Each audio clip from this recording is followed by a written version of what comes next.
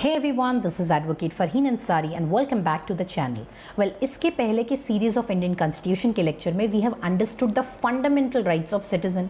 Well, वो rights ही क्या जिसके infringe होने पे कोई remedy ना हो.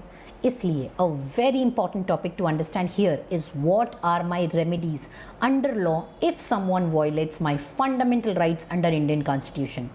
तो बच्चों आज के इस वीडियो लेक्चर में we shall understand the remedies to enforce your fundamental rights which is covered under article 32 of Indian constitution. Let's get quickly started.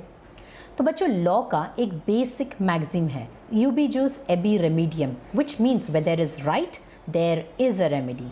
यानी जहाँ लॉ ने मेरे हक और अधिकार की बात बताई है वहीं अगर मेरे उन अधिकारों का किसी ने दुरुपयोग किया तो उसका उपाय भी लॉ ने बताया है.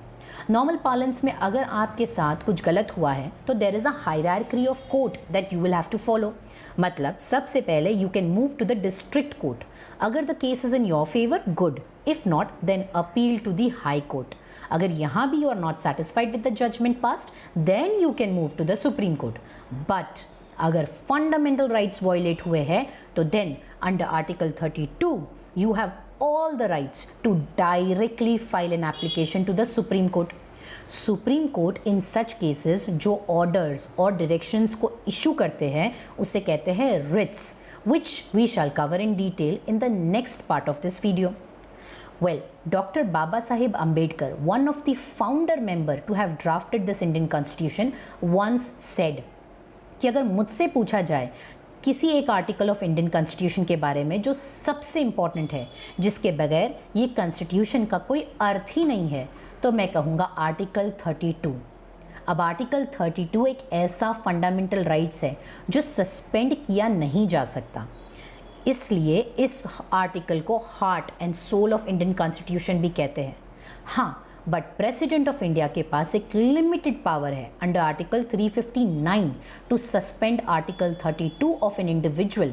बट वो सिर्फ एक्सरसाइज तब होगा जब कंट्री में नेशनल इमरजेंसी की सिचुएशन डिक्लेयर हुई है. Now going further to understand this article 32, जहां आर्टिकल 32 हमारा फंडामेंटल राइट है to move directly to supreme court for matters where fundamental rights of individual is affected. Supreme court can issue writs in this regard. Supreme court का ये power exclusive नहीं है, meaning supreme court ये power अकेले enjoy नहीं कर रहा है. Article 226 of Indian constitution has also granted powers to high court to issue writs for enforcement of matters affecting fundamental rights and for any other purposes. अब इससे ये समझ आता है कि आर्टिकल 32 में सुप्रीम कोर्ट की powers to issue writs is narrow, यानी it is only for when fundamental rights of an individual is affected.